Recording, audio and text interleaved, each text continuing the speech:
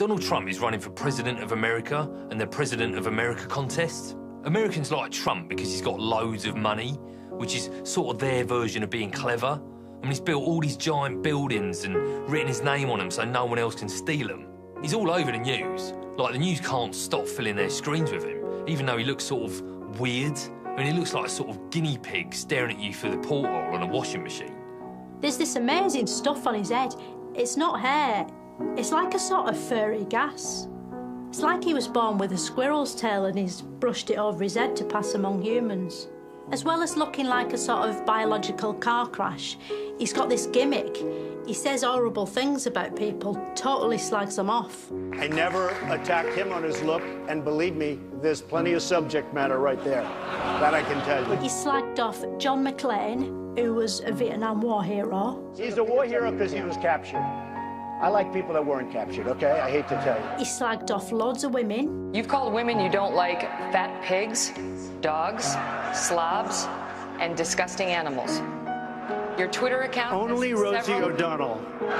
He said horrible things about Mexicans. They're bringing drugs, they're bringing crime, they're rapists, and some, I assume, are good people. He took the piss out of a reporter with a disability. You gotta see this guy. Oh, I don't know what I said. I don't remember. It's like if Frankie Boyle decided to use his powers for evil. One of his enemies is all Mexicans, who he wants to build a wall around. He says Mexico's the new China, which it isn't. Tupperware is the new China. He hasn't thought that through. Then there was this mass shooting in California like there is every day in America. But this wasn't one of the normal mass shootings that a maniac does for no reason.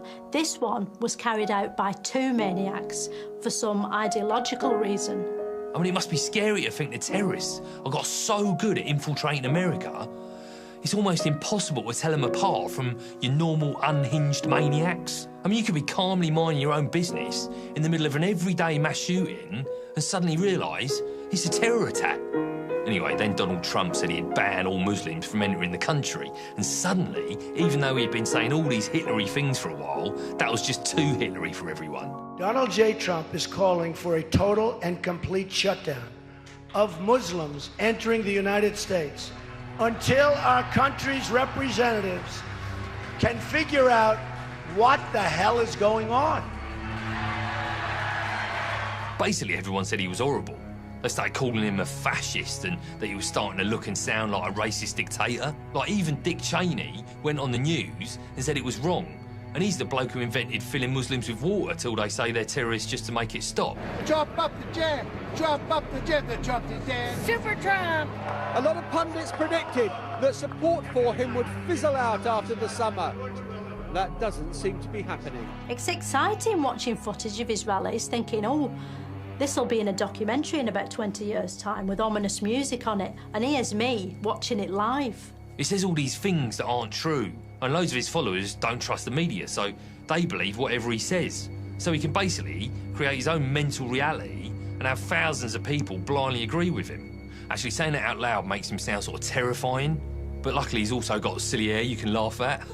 I mean, there's no way Hitler would have risen to power if he had some weird physical thing that made him look silly. You know, like stupid haircut or a little moustache. Oh, fucking hell.